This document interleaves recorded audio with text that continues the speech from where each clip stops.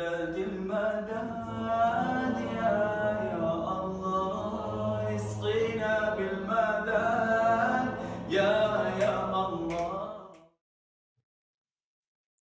بسم الله الرحمن الرحيم الحمد لله رب العالمين والصلاة والسلام على سيدنا محمد وعلى آله وأصحابه أجمعين ومن تبعهم بإحسان إلى يوم الدين أما بعد. Assalamu alaikum wa rahmatullahi wa barakatuh. And then Ibn Rajab goes on to talk about other moments in the Hajj that you need to take into account. And he talks about this idea to make sure that when you're on the Hajj, that make sure if you're not going to do good deeds, if you're not going to pray excessively, then stay away from that which is haram. فَلَا رَفَثَ وَلَا فُسُوقَ وَلَا جِدَالَ فِي الْحَجِّ.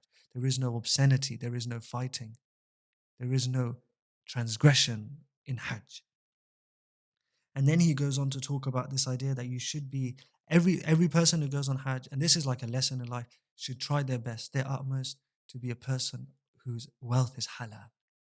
Because like the Prophet ﷺ said, how can your du'as be accepted when everything about you is engrossed in haram? And so he makes mention of a story of a man.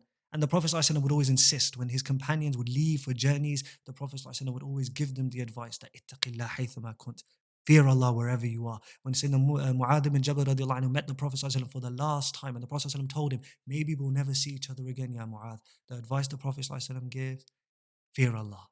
Wherever you go, take the taqwa of Allah with you. That's the greatest provision that you could possibly have.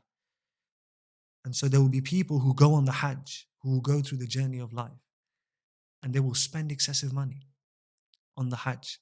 And the Prophet, the narration mentions that they'll put their foot on the stirrup and they'll start, Labbaik, Allahumma labbaik, oh Allah, in your service.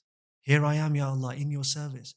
And a voice calls out from the heavens and it says, La labbaik wa la sa'daik. There is no, you are not in the service today. And there is no goodness for you because your wealth is haram, your um, your your ride is haram, and your Hajj has not been accepted. And so this is one of the most important things, the idea of being people of halal provision.